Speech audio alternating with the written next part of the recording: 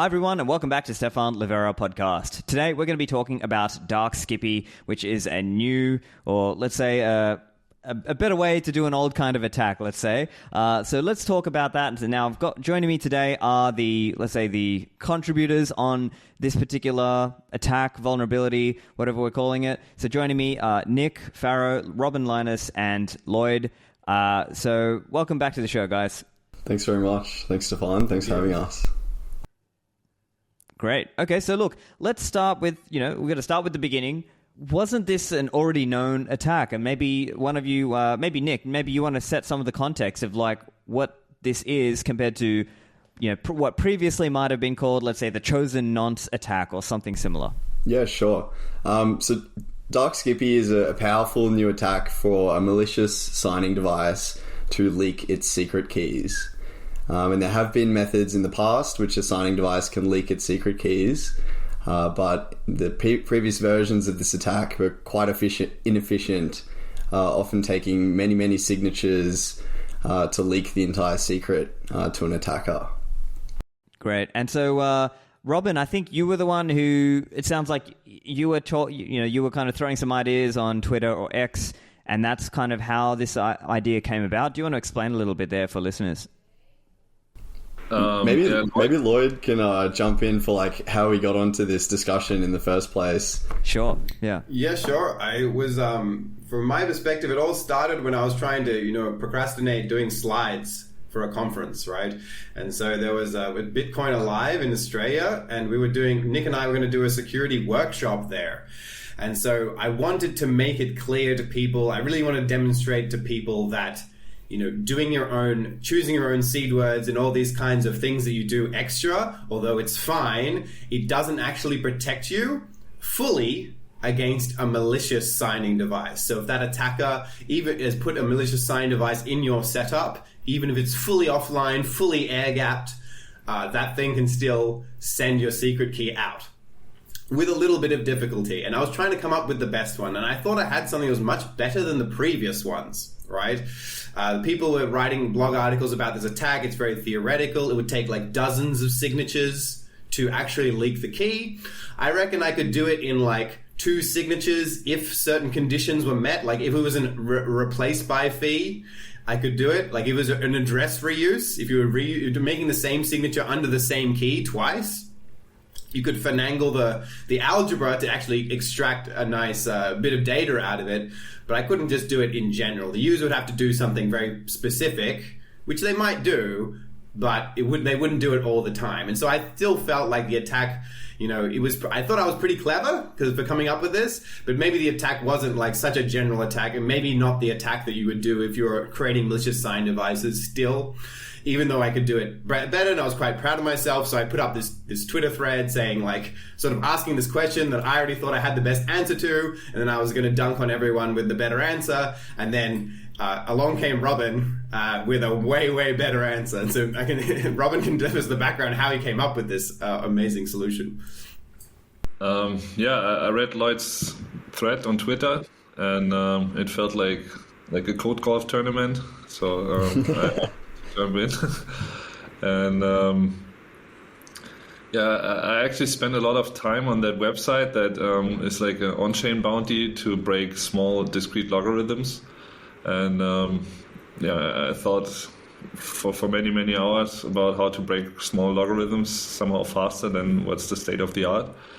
I failed with that, but having that background, I had some ideas how to improve Lloyd's attack. And essentially then I used some of these ideas to extract the nonce a bit quicker. Okay.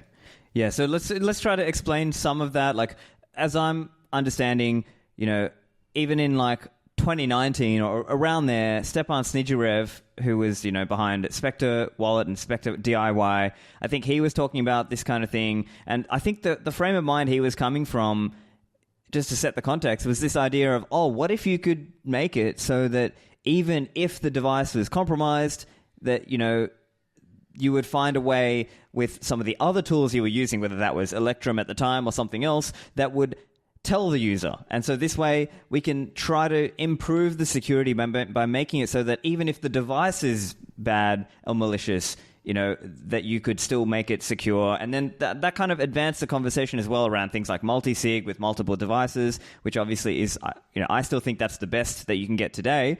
But many users today are still on a single signature hardware, are still on a single device. And so it's important to sort of talk about some of the security ramifications of this.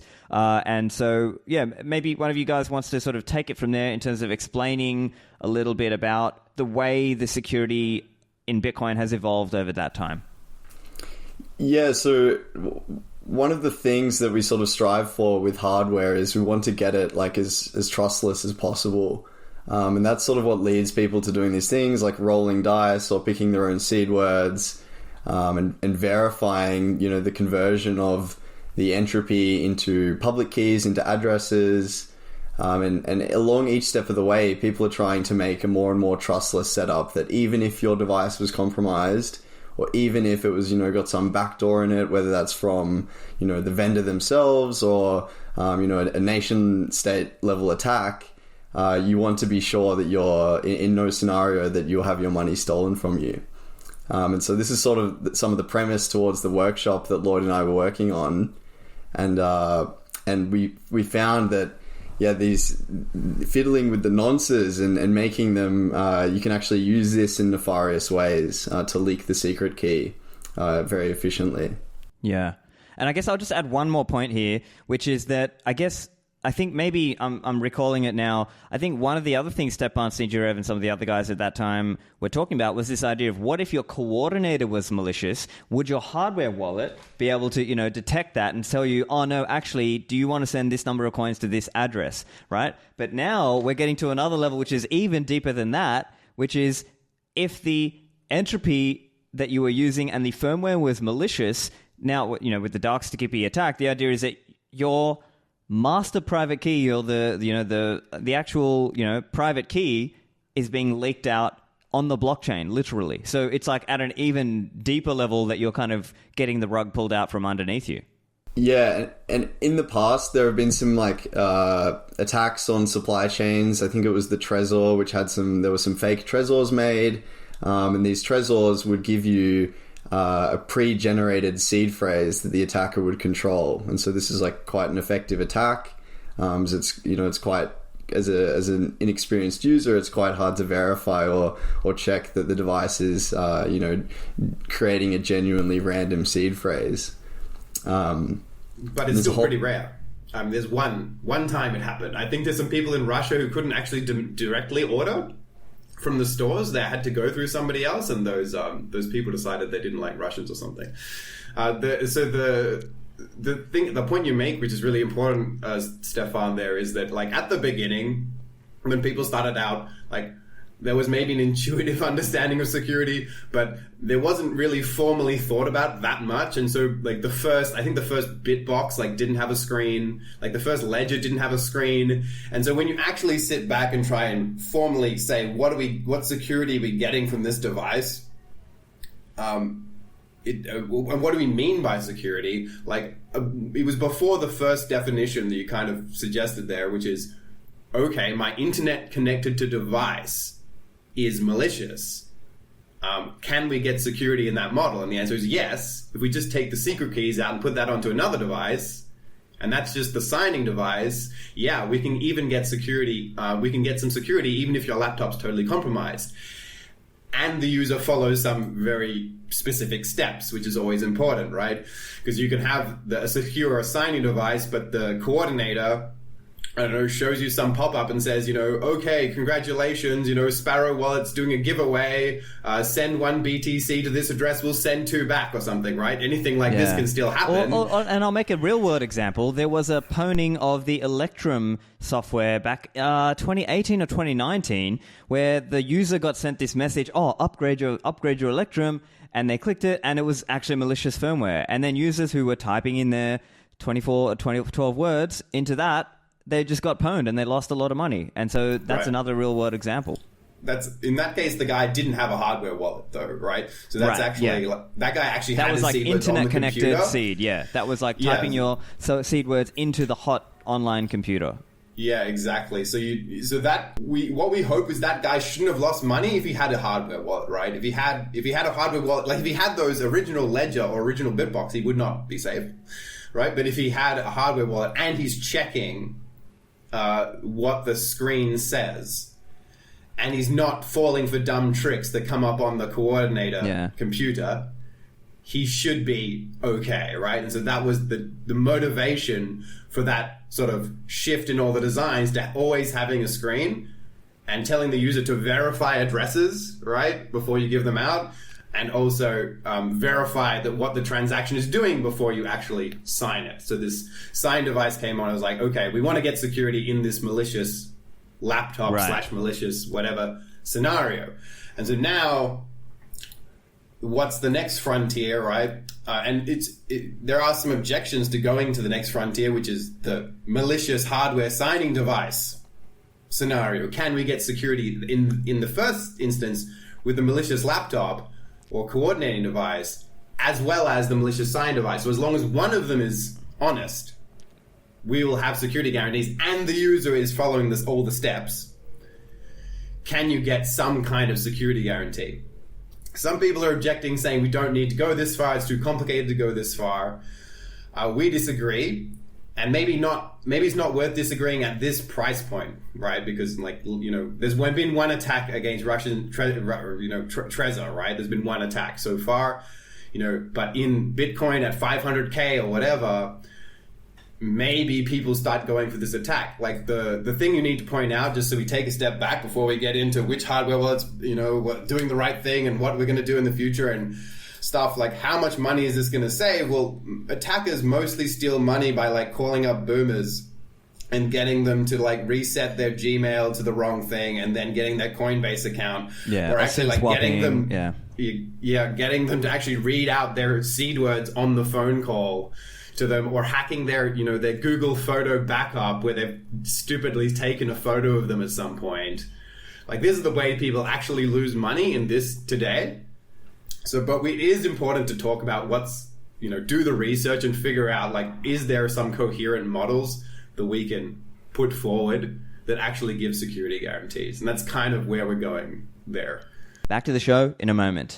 This show brought to you by CoinKite.com, the creators of the best Bitcoin hardware security devices, such as the Coldcard Mark IV and the new Coldcard Q. Now, we use Bitcoin hardware security devices to keep our keys offline, our private keys offline. Now, the way these work is you can do that setup, write down your 12 or 24 words on the seed word cards, and keep that secure. Now, you can use this device to interact with the Bitcoin network using software such as Sparrow Wallet, Electrum, or Vector Desktop, or Nunchuck as a few examples. Now, you have a range of security features that you can use with these devices, such as passphrases, you can use seed XOR, or my favorite is multi-signature. Now, if you're starting in a basic way, just start with the device and the USB-C cable, plug it directly to the computer and use it that way, and then later improve your setup. But I believe these devices are great at helping secure your coins, especially as you start to migrate up into multi-signature security.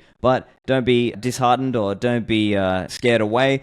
They are accessible, and I think you actually do learn about Bitcoin in the process. So to get yours, go to coinkite.com, use code Livera to get a discount on your cold card. And now, back to the show. Yeah, look, so there's been this evolving paradigm, right? From the, in early years, people were just doing things like have an air-gapped computer, or have a computer where you keep, I remember I used to do an offline Armory setup, right? So you had this is pre-hardware wallets, right? You had this Armory laptop. It's an offline laptop, and you're online connected Armory and Bitcoin QT or whatever at that time, and you would kind of use that together to kind of keep your private keys offline, right? And then later it was Trezor and Ledger were the first few hardware wallets, and obviously there were then people would start pwning those devices and saying, oh look, see, you're not using the secure element correctly, or this, that, and the other. Then it's getting to this level of, okay, what if the coordinator is malicious or it's been pwned in some way? Then we're sort of getting to the level of okay, now how can we make sure we have sufficient randomness in our entropy when we create our private keys originally, and then also how do we go from that private key, master private key, to creating an XPub, having a master public key, and having the addresses that are created off of that, and then that we actually use those addresses. And so those are, I guess, some of the ways that, let's say, the industry has gone. So can you guys maybe just spell out a little bit around the RFC6979 deterministic nonce generation, and just explain a little bit about that as contrasted with this Dark Skippy?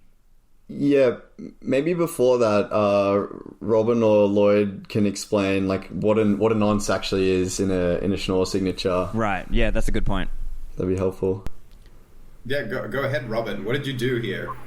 What's the scheme? Okay, the Schnorr signature scheme or the ECDSA signature scheme both require like a random value for every signature, and for every signature you have to create a fresh random value that has never been used before.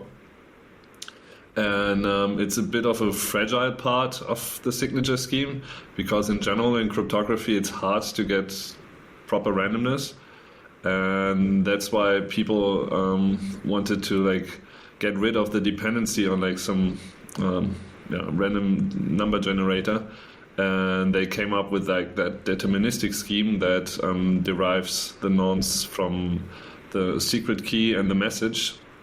Essentially, it's hashing the secret key and the message, and that is the secret nonce.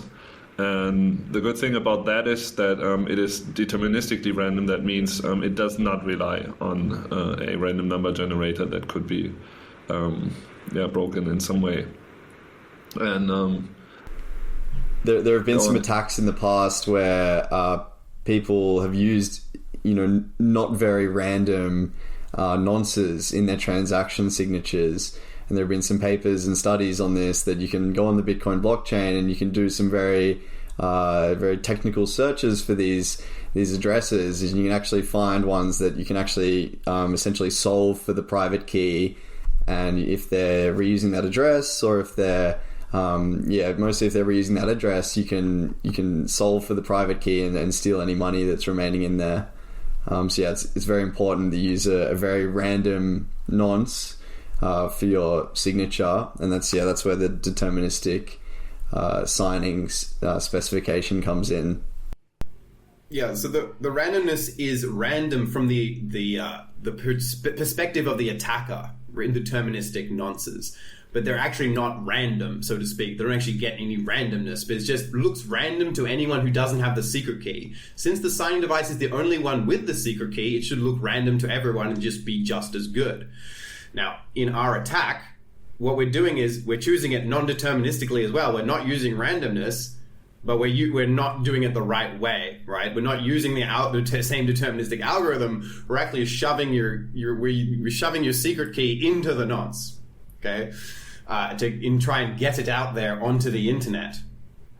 So that's the I guess the comparison between the RFC with the sorted numbers after it, forget which one it is, with the RFC that all these wallets implement, and this algorithm that we're using a very malicious one. It's deterministic as well, but it's not the right kind of determinism. Is the determinism that leaks your secret key into the actual signature, rather than hides your secret key in the actual signature, which is actually the purpose of the nonce. Yeah, so maybe I should add that in the general scheme, in the classical scheme, there is no way to tell if the hardware wallet actually used the deterministic nonce derivation scheme or not. So from the outside, you cannot tell if it actually used it.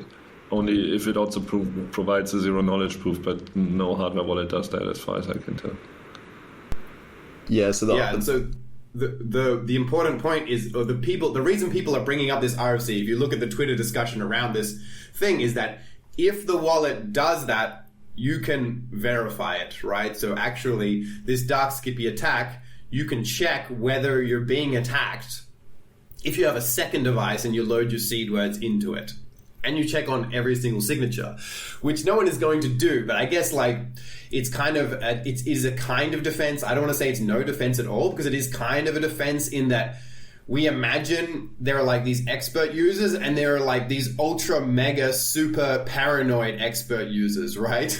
And they're like checking things, and because they exist, it's unlikely that anyone is doing like casting a wide net with this attack on everyone, because it eventually would end up in this ultra nerds, setup, and he's got like, or she has got 3 hardware wallets. She's checking the signatures are the same across each of them, and then would go immediately onto Reddit and start screaming if one of them were different. Like we're hoping this person exists. That person is definitely not me, by the way. I don't think it's anyone on this call. I'm not sure if that person actually exists anywhere. I think there probably are people who check a signature here and there who know enough to just check these signatures are the same.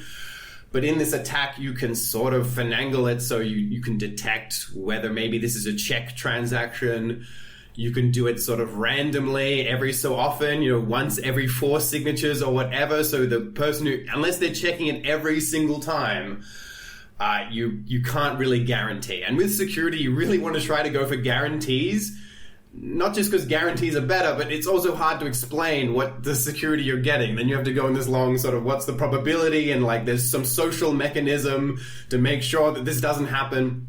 And to some extent, like a lot of the security we use in Bitcoin is social. Like I'm not reviewing Bitcoin cores every PR or whatever. Probably none of us here are. There is some social mechanism to it, of course, but you don't want to have it as like this explicit part of the security guarantees you're getting usually. And that's what I would say against this, this is the be all and end all of the solution here, is just to, hope that someone else is verifying it, Yeah. And just to spell that out. So as an example, that would mean you have, maybe multiple of the same device, right? So as an example, you get multiple cold cards, and this hypothetical, super expert paranoid user, maybe they're a whale, they've got a lot of coins and they care about it. So every time there's like a new firmware update, they're checking like, okay, I've checked this with like device 1 and with device 2, and I can see that it's produced for the same transaction, the same signature.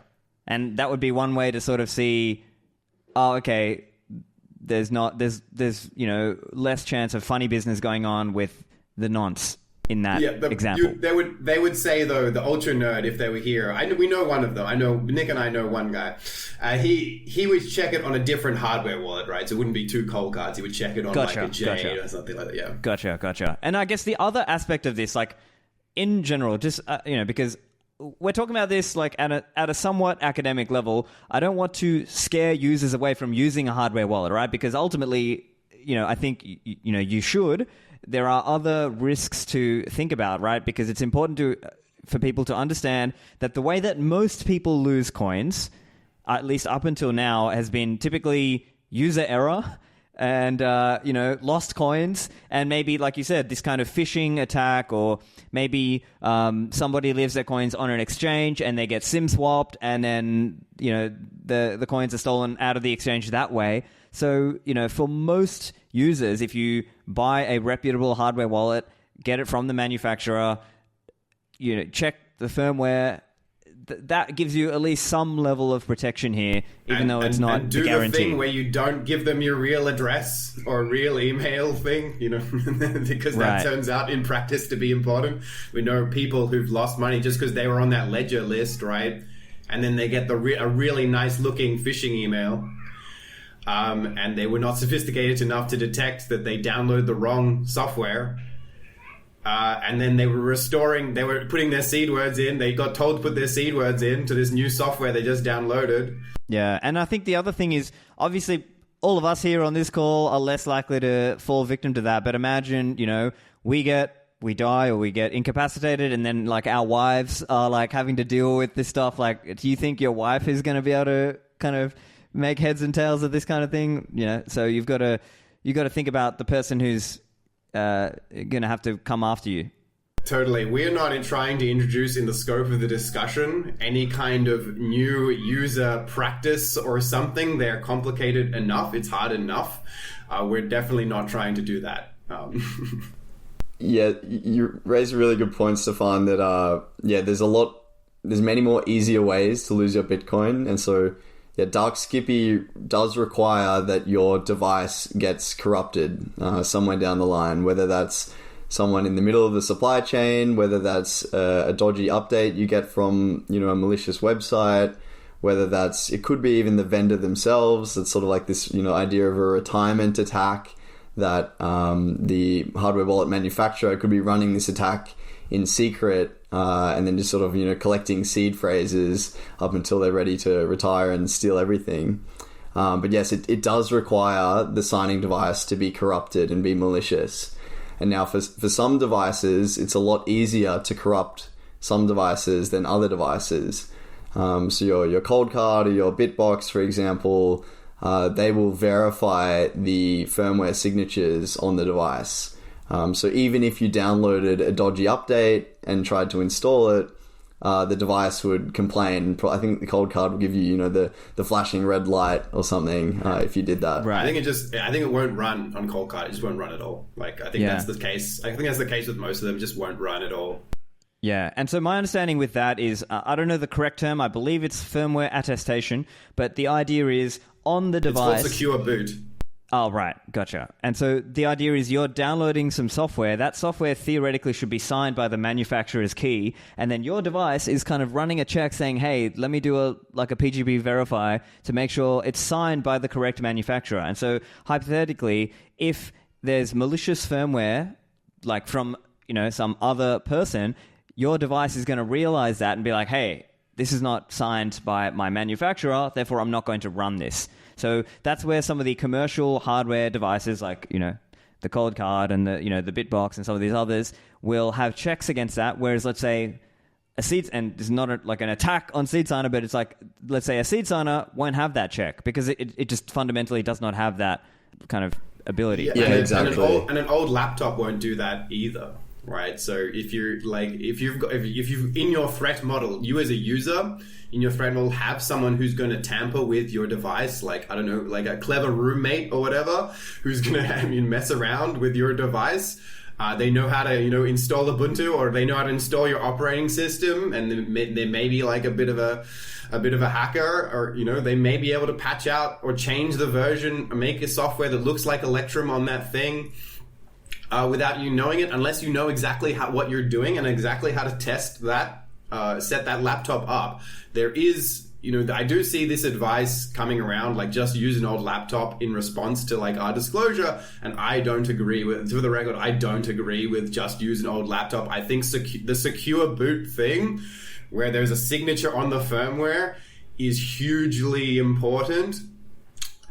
Just so it just narrows the number of people that could be who are attacking you, which is literally only the people who are manufacturing the thing, right? Unless they lost their key, but hopefully that's their one job. Hopefully they're good at that.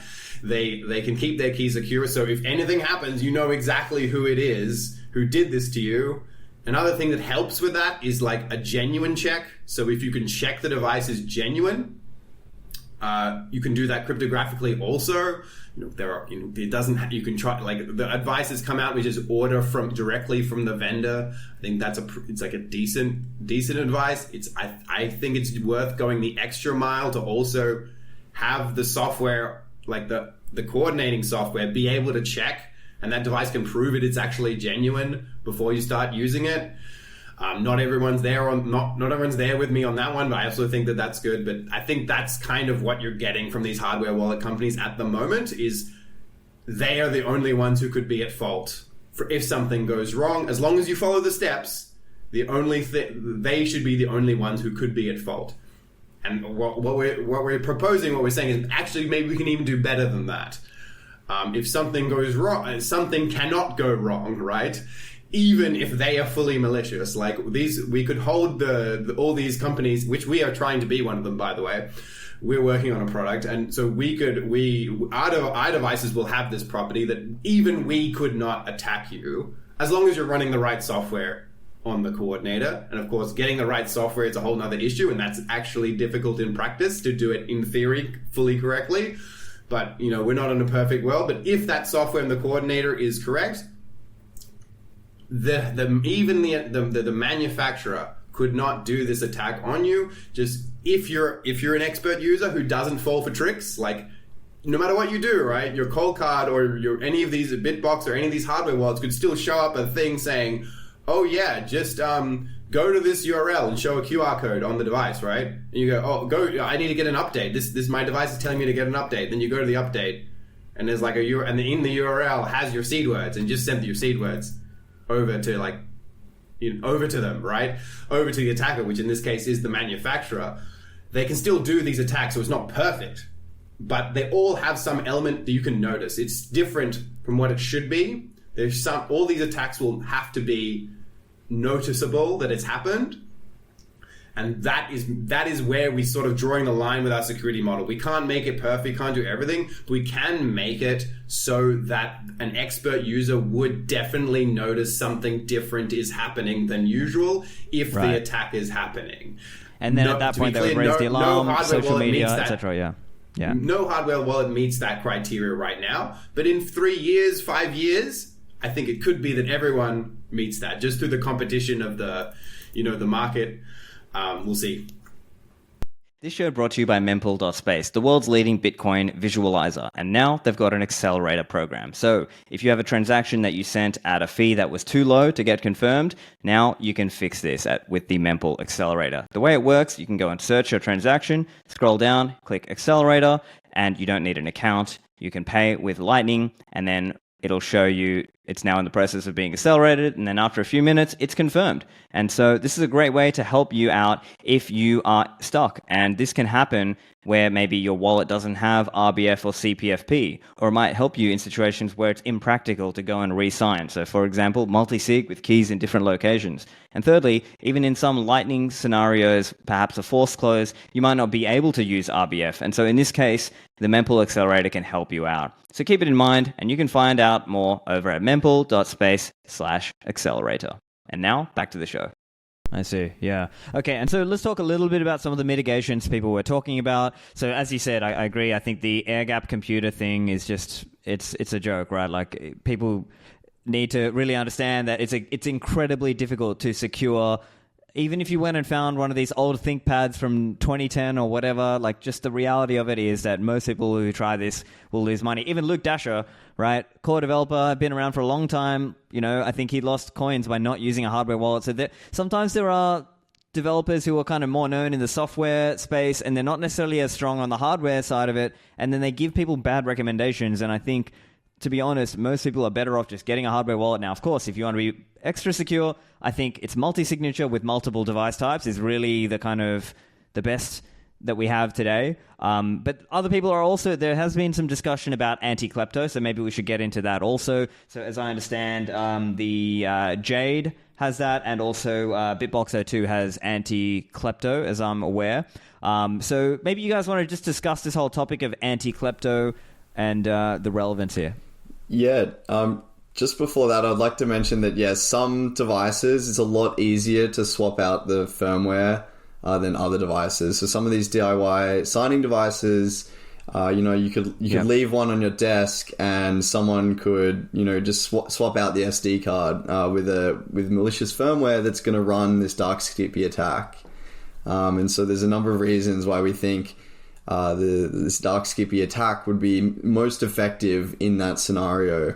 That it's, even if you generate your seed phrase securely, even if you you roll dice, you draw seed words, you verify a conversion from seed words to XBubs, you do all this properly, the moment you sign, your seed phrase will get leaked out to an attacker using the blockchain itself as the communication channel.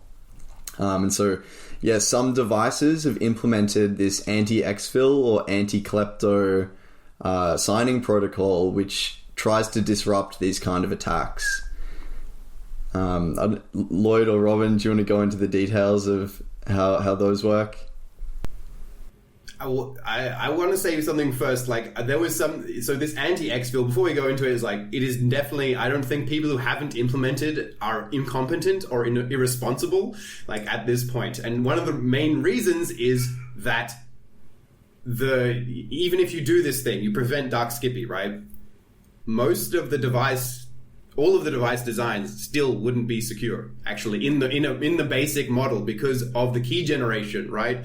In fact, if I were to solve one problem first, I would solve the key generation thing. It's kind of due to some weird specification friction, I think, that we have some companies or some systems have solved this nonce issue, and both the issues are really the same issue. You've got this trusted this device that has the key on it. It's trusted to do signatures, but it's also trusted to generate keys. And actually, both of those two things are trusting the same thing, which reduces to generating a random number, or generating a random number correctly, right? So during key generation, if the device doesn't generate a truly random number and it just generates, some seed words that are on the Excel spreadsheet of Hardware Wallet Co. HQ, that's a trusted third-party operation at that moment. The hardware wallet is basically just another trusted third party. It's not as bad as having your money on an exchange. Okay, I don't want to say that. Make sure we understand there's not that, because if they get it right the first time, you can't be hacked later on, right? If you have a good hardware wallet, right? So at least, but at that moment, during that operation, you're basically treating it like a trusted third party. Okay, so because it's being allowed to generate its own random numbers. And what with Dark Skippy we're showing is very unintuitively and unexpectedly, unless you follow the cryptography closely, there's a random number in the signature also that happens to, because of Robin's invention here, it now basically is 1-to-1. Like if you're generating the key generation random number, you can lose all your money if it's malicious. And during the signatures, if they choose that random number, it's also you losing all your money. They're a trusted party during the signature generation and during the key generation. So this anti-exfil thing is an approach to stopping that happening during the signature generation, but you also, if you want security, you also have to do it during the key generation. And actually picking your own seed words doesn't stop it either.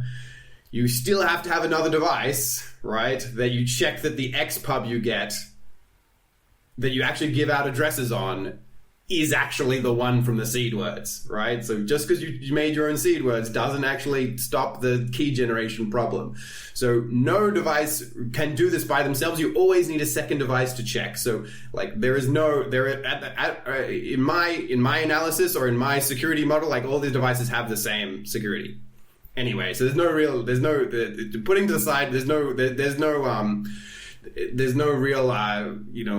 no one's getting above the other one, in my opinion here, okay? So the hardware wallets that have implemented the anti-exfil, that stops the attack during signing, okay? Now, if you've done the verify, now the way it does that is the coordinating device and the signing device.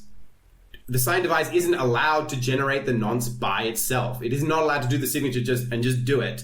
The coordinating device helps generate that nonce, and they play a little cryptographic game with each other, and that's why it only works with the USB based devices that are plugged in. They play a little cryptographic game with each other to generate the nonce, and that is the nonce that ends up in the signature, and there's no way that nonce can contain any information then. That's basically what the anti-exfil thing does. And so, yeah, one of the sort of maybe the hesitancy for people to adopt this anti-exfil signing, as Lloyd mentioned, is that this cryptographic dance adds quite a bit of burden if you're doing air-gapped signing. So what it would look like is like an extra round of QR codes or SD cards back and forth between your signing device and your wallet for each signature. So instead of scanning the transaction, signing it, and showing the signed transaction back, you would have to scan in some nonce commitment, I think, then show something back, and then scan in the transaction, and then sign, and then show it back. So it adds this extra round of QR codes, which is a bit extra painful if you're doing air-gapped signing. So at the moment, especially if you're talking about in practice where you've got, like, let's say you're doing 3 of 5 or 2 of 3 and they're in different locations. So now you're having to kind of go back and forth, or maybe you got to bring a laptop to kind of do the extra rounds because you're going into the mountain or wherever your extra, your keys are. So it's going to be another whole round. Now, Impossible. I think listeners don't lose hope. I think in the future there's a hope that PSBT can be upgraded, but we're just kind of explaining where things are for now, right? Yeah, exactly. So we're trying to propose, like, and we're still in Signal together, all of us trying to figure out better ideas, but we're trying to figure out, like, yes, what could you do on the PSBT? So just how could you do it in one round? So it really is just that QR code is enough, and the device itself has enough randomness, or there is enough disruption of the nonce producing process that the device isn't left to it by itself, and then we can stop the attack in one round and actually have these air gap signing devices sort of reach that level of security. Like, can we do it in theory? And then we also have to fix the key generation problem, because most users are not fixing that. And then maybe we could have actually all these devices meet this higher standard that, of course it's not like a pants on fire problem today, but it could be, once other problems are sorted out, this could be the worst problem in personal Bitcoin security, like in a few years. So it's good to kind of start this conversation now amongst the developers, and that's what we're trying to do here. Yeah. Robin, anything to add there, or no? I just thought that it's funny that this is the reason why people like Andrew Polstra work on stuff like Codex 32, where you like compute the public key from hand. But you still need something to sign with, so it's just not really. It's not going to be very practical, right? You don't compute the public key from hand in Codex 32, do you? No, there's no way. Yeah, like not directly in Codex 32, but he was also working on actually computing the public key by hand and like computing signatures by hand and stuff like that. Also, the true ultra nerds out there. If you would work on it for that like, would take a month or so, full time. It would take a month. Yeah. True low time preference Bitcoin. But yeah, so I guess full-time job for a month, and then you can spend your Bitcoin. You're just there, like crack.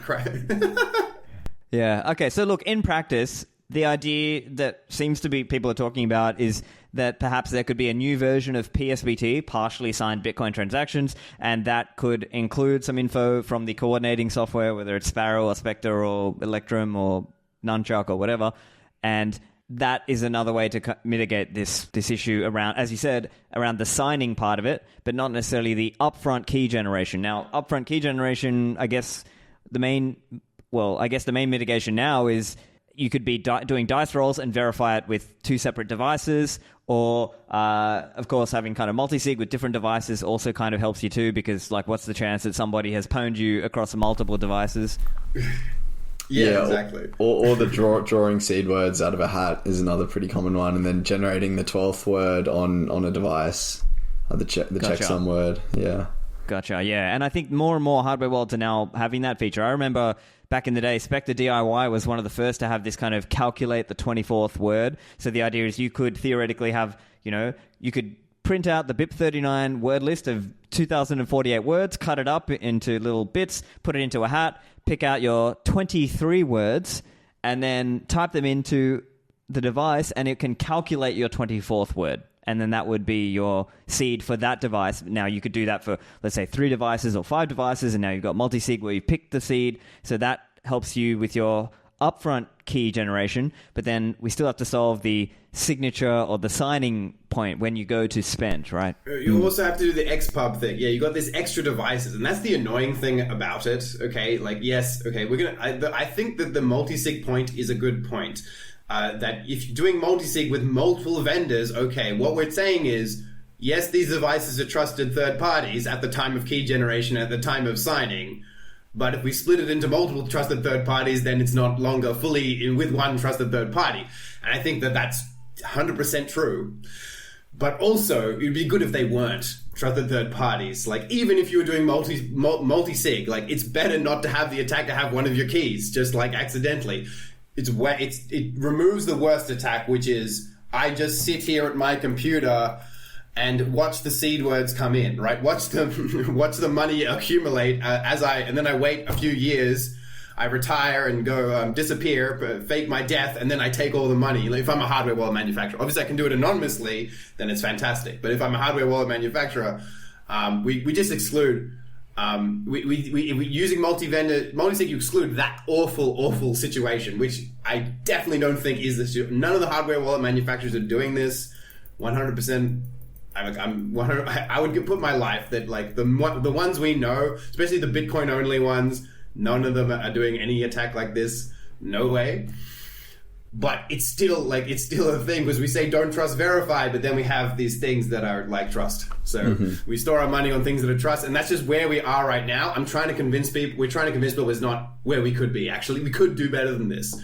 We got to solve both problems. And I think both problems like are solvable. That's the key thing. These two random numbers, we don't have to let the device generate the random numbers themselves, and we don't also have to spend a month doing math either to do it by hand. We just have to say, okay, during key generation, it's gonna maybe get a little bit more complicated. That's the one I don't know how to get rid of it, because in signing you have this PSBT thing going on, right? And there's QR codes going back and forth. But I think we could make key generation like that also. Like, I mean, it's just a one-time thing, right? And so we could make key generation go back and forth. Like just, instead of going, I want to generate a new key, go to my cold card, I go to my Sparrow wallet or whatever, and I want to say generate new key, and it shows me a QR code, and they kind of generate it together, kind of thing. Yeah, and then it goes, and then it's done, just in the same amount of work as doing a signature. I think that doesn't really add to the work. It's not that overall. Hard, yeah. It's not that hard, but the big problem is, the reason why no one has done it is it kills BIP39 seed words. That's the reason.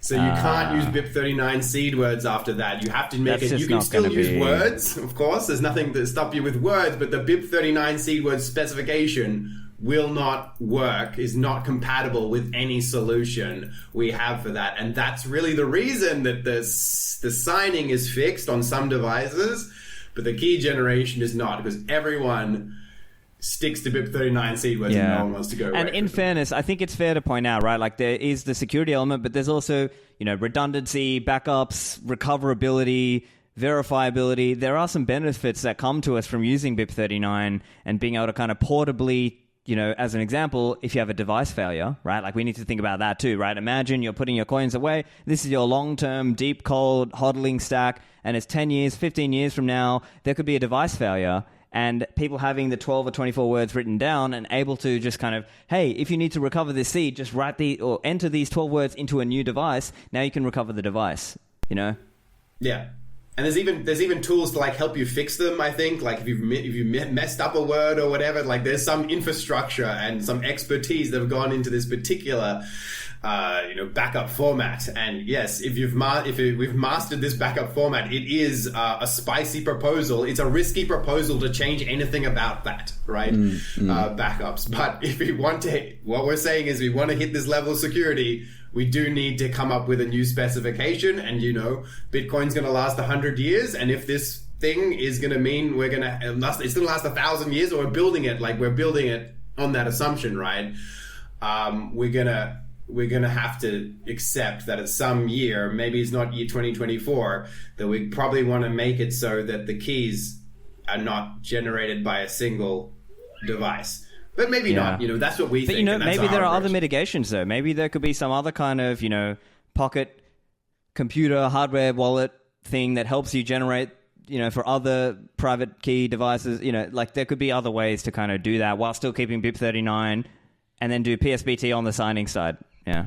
You can verify it with something else. That's really the only thing we know how to do, or do maybe a zero knowledge proof. But I don't even know how you would use zero knowledge proofs in this setting. It's kind of like, right, there is a way to do it. I mean, I hate it. Like, I hate that idea of using a second thing. And here's why. Like, let's say we all had dice, and but some of our dice are loaded, so they're biased dice, right? How could we all come up with a single random dice roll together? Okay, so it's we could choose one of us to roll, but then we might get a loaded dice. We might get a biased dice roll, right? But there's a very simple way in mathematics that we can do this. We can all just roll our own dice, some of them loaded, some of them not, and add them together and divide by like 6 roughly, right? Okay, and then just get the remainder. Okay. And that gives us, no matter who's loaded, we get this correct answer. Now, what the verify with the pocket computer kind of thing is saying, look, okay, we're just going to roll one dice. I'm going to use X-rays to detect whether the dice was loaded. or not. And like it's annoying to me, just like that when there's this very elegant mathematical solution that just works, we should just roll the dice in the first place that is secure and not even deal with the loaded dice thing. Yeah, so we'll see what happens there. I think the other component is just to reflect some of the community discussion and some of the developers as well. People like, as an example, Rid and Code, aka Brandon Black. He was talking about this idea that, look, the same threat actor probably has other ways to achieve similar ends right now today, right? That they could, as an example, create a malicious device with Wi-Fi or 3G on it to help exfiltrate the seed in some other way. So I guess what he's trying to say there is maybe not that, this attack doesn't work. It's just that there are other lower hanging fruit in the attacker, the malicious person's toolkit that they might use first before getting to this Dark Skippy level. Any thoughts on that, gents? Yeah, and like the pre-generated seed is a really good example of that. But the really powerful thing with Dark Skippy is that it would affect even those users if they rolled their own dice and generated their own seed. It would still, if they end up using a malicious device, they bring their seed phrase to a malicious device, all their money will get stolen. And so that's sort of one of the benefits, and it's actually not too hard to implement. So it is kind of like, it kind of is still like low-hanging fruit. It doesn't require any components on the device, like, a Wi-Fi or radio transmitter. And all it requires is the existing communication channel of making Bitcoin transaction signatures to leak your seed phrase. And so there's no extra sort of component that you need to put onto the hardware, and you can do this leaking of the seed phrase can be very covert. So only the attacker will be able to look up see the transaction on chain, and then chuck about a bunch of computing power at the signatures to exfiltrate the nonce out of the to exfiltrate the seed phrase out of the transaction. So we think it's still like quite low hanging fruit, and especially when you put in the context of some of these more DIY signing devices, which can easily have the firmware swapped out. We've seen habits of people selling them at meetups or conferences. They're quite a bit less trustworthy than the hardware wallet manufacturers. They're a bit more vulnerable to having, you leave it on your desk and someone just comes and swaps out the SD card with some malicious firmware. So it is still quite a low-hanging attack, I would say. I think that to address the Wi-Fi thing directly, I think that's a great objection to adopting this model, right? Okay, so if we assume that the person is in 3G whatever range or 4G range or LTE range, you could fit a very small antenna into these devices and probably get signal. And then it would make it, you would be even easier communication than needing to communicate with the blockchain, just send it straight out, right? So I think that that's a decent objection to it. Now, when you take it in combination with other things we've talked about, we're doing the more important thing than Dark Skippy, which I think Nick is alluding to there with the DIY things, you really got to have, someone's got to be responsible for that thing, okay? So if it's you, okay, but make sure no one can tamper with it. And I think Spectre DIY has a way to do that. Actually, Spectre DIY, you can do the secure boot thing. So you can build your own Spectre DIY. You can make it so it will only ever run the signed Spectre firmware. And then at least it's either you who mess it up or you're attacking it where you can't attack yourself, so that wouldn't make sense. But the Spectre people making malicious firmware, and it's all open source and can be generated. So then you don't have that problem if you're doing the DIY route. So secure boot is super important. In these other devices, like the commercial ones, the key thing I want to say is we want to do these genuine checks. We want to do the secure boot thing so we know who is at fault, right? And so that's more important. That's definitely more important than Dark Skippy. Making the validity of that hardware is more important than protecting against Dark Skippy, I think. So checking the validity of it. Now, if now we know that if we have something going wrong, it's definitely from Coldcard, right? Or it's definitely from Bitbox. It's definitely from Blockstream's Jade, right? The guys manufacturing that. And now they're gonna put an extra Wi-Fi chip, right? Because there's no one else can do this attack apart from them at this point, right? Because we've got that checked. No one else can do that apart from them. So they're the ones putting on a malicious antenna and 4G chip into this thing now. That's kind of like, that's something that would go through like many people within that organization, right? Like, we are in a hardware wallet company. There's no way a hardware guy is slipping on an antenna that we can see on the PCB and see the chip and the thing. That's not happening. So like, everyone as part of that manufacturing pipeline would have to be on board. Like, yes, we're putting a 4G in your hardware wallet for some reason, right? Before it gets shipped out. And so that's what I would say against that. So like, Dark Skippy, like, whoever's loading the firmware could do it. If the person loading the firmware and the person signing the firmware is the same person, I see. So I guess your counter argument there is it's more susceptible to whistleblowers inside the company raising the alarm, being like, "Hey, something malicious is happening. They're putting Wi-Fi onto the commercial hardware devices, and that's how you're going to get pwned," compared to the firmware pwning. Yeah, I think it is much more. And even like, there are paranoid people who open up their devices, and they're going to see this extra component. That does happen. I think that's but it is a good objection. Like, don't forget that in this whole conversation, don't forget that yes, you could just slam in a 4G thing and it's all much easier. You have malicious firmware and you have a malicious actual hardware component, and you've also got the same attack. What we're saying is they would have to go and do malicious hardware, right? They would actually have to go and add extra chips onto their PCB.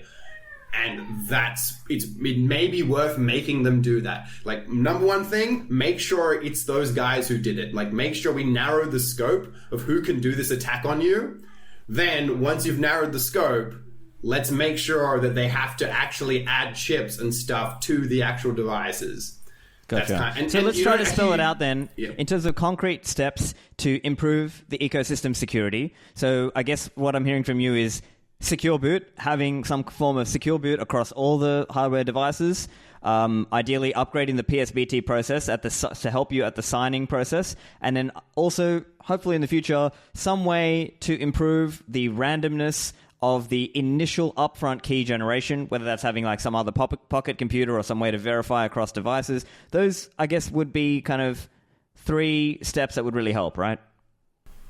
Absolutely, yeah. That would make things... we also have CKPs that are efficient enough.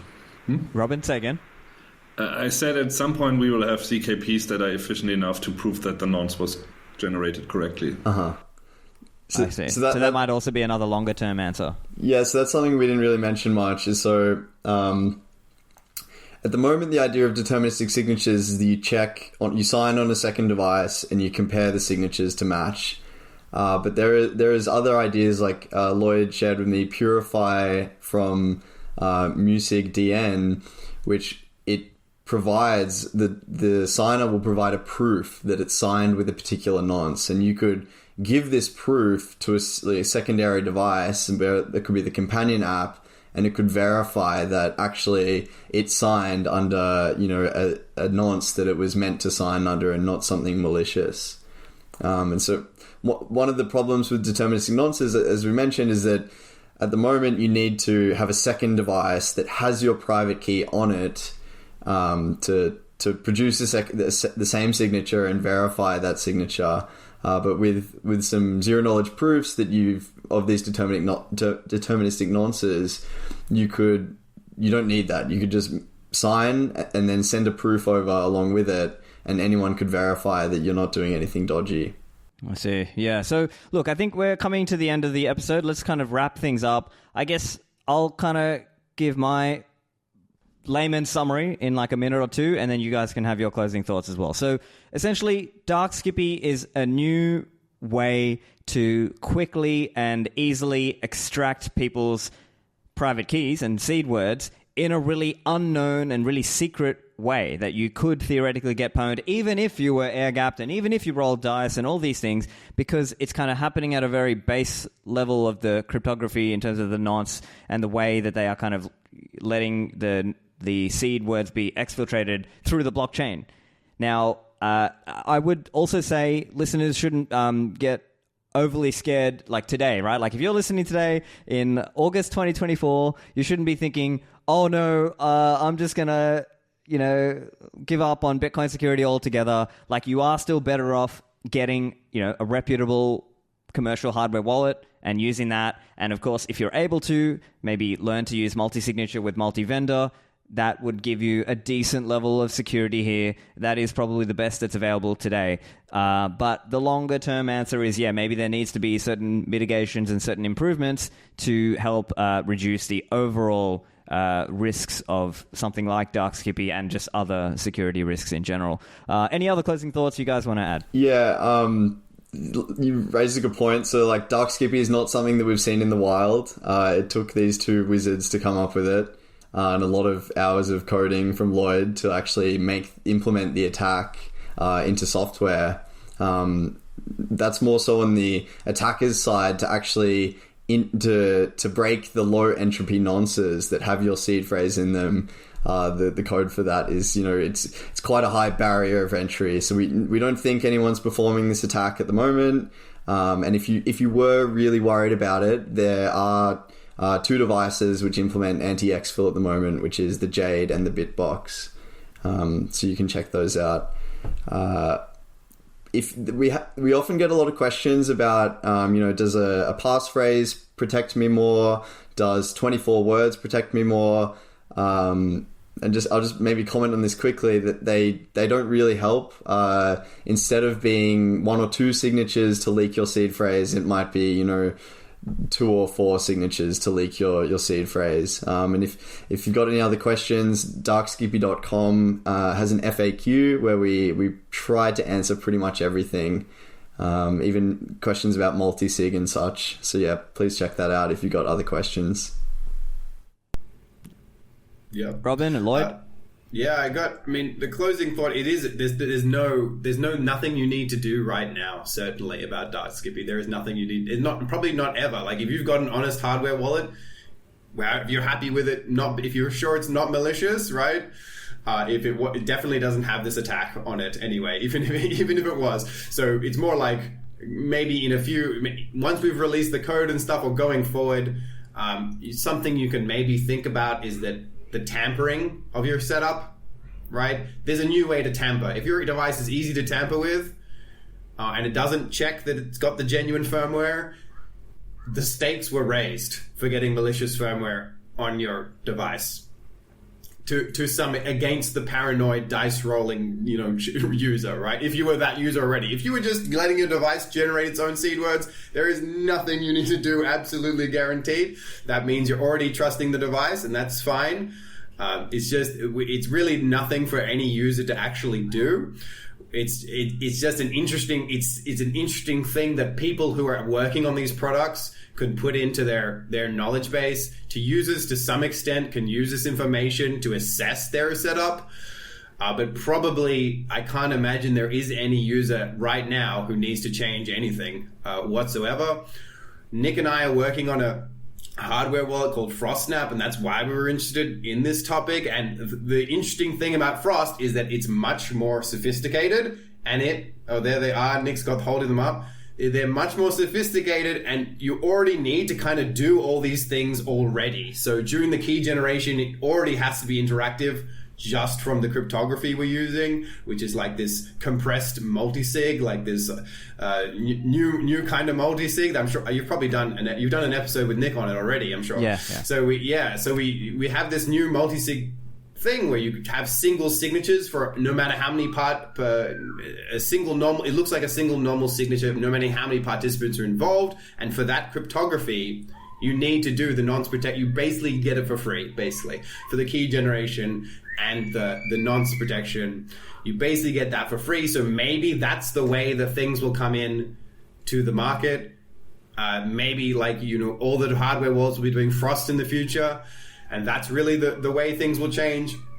Once again, nothing you need to do, but hopefully, I think that we should actually, as an industry, aim for that level of security that the hardware wallet manufacturer itself can't even attack you, Why should a device that should be only trusted to generate signatures be able to communicate through the internet to other people? To people, it doesn't seem like that's the capability that kind of device should have. And you can see in the seed signer, like the design of it, like the design language of the device seems to be that this is just a boring signing device, right? It's fully air-gapped. It can't do anything other than produce signatures. And a lot of the products seem to have this kind of design language to them. I think we should make that a reality. I think it should just be this boring signing device. And I think we can get there. And so that's what we're trying. We're just making the campaign now. And we are working on ideas that we can make it easy, make it as easy as possible for the implementers, and nothing whatsoever needs to happen for the users. Yeah, that's the goal. Yeah, the suggested mitigations that we have don't add any extra rounds of signing. So that you can have anti-exfil with like the user won't even notice it's happening, and there's actually nothing the accompanying wallet can do to, it can't do anything malicious. All it can do is like do the anti-exfil poorly. So it's like it's no real loss for the user, and it's actually, we think it looks quite easy to implement as well. Yeah. So, yeah. Robin, anything to close out from your side? No? Okay. Well, let's leave it there. Listeners, check out the show notes, of course, darkskippy.com, and to check out what the boys are working on, frostsnap.com is the site. Thanks, guys, for joining me today. Thanks very much, Stephan. Really appreciate it.